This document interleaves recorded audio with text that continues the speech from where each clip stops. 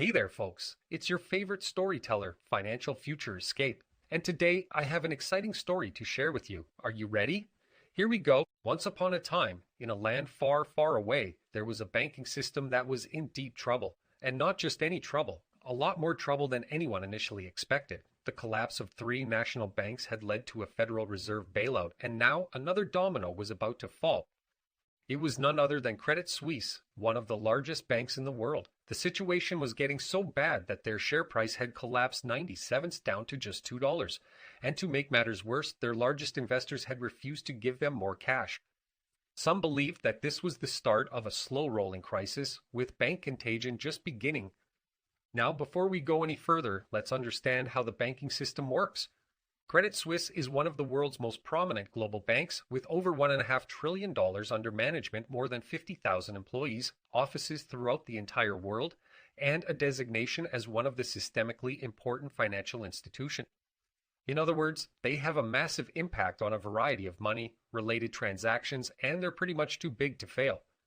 However, a quick look into their past gives us a slightly different picture. For instance, in 2017, Credit Suisse was fined $5.3 billion for overvaluing mortgage-backed securities during the 2008 Great Financial Crisis, which resulted in the loss of billions of dollars of wealth and took a painful toll on the lives of ordinary Americans. In fact, the settlement denounced that the bank knew it was peddling investments containing loans that were likely to fail, and they did it anyway. And that's just the very beginning.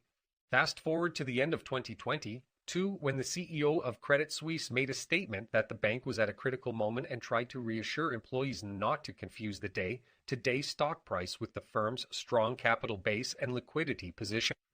But in addition to their stock price having declined over 90 throughout the last decade, they were about to undertake a major restructuring to try to return the company back to profitability. In doing so, they needed to raise capital, which some saw as a last-ditch effort to stay afloat, much like Lehman Brothers did right before their highly publicized downfall. Now, in order to operate, banks must pass what's known as a stress test to ensure that they can survive a wide variety of financial conditions. Credit Suisse's previous results were less than optimal, and their Tier 2 capital was lagging behind regulatory requirements, which means the bank lacked the necessary capital to restructure successfully. Throughout 2020, two customers of Credit Suisse withdrew billions of dollars from the bank, contributing to the bank's biggest annual loss since the financial crisis in 2008. And in February of 2023, the Federal Reserve stress test revealed that Credit Suisse was exposed to both global market shock and counterparty defaults, with connections throughout the entire world.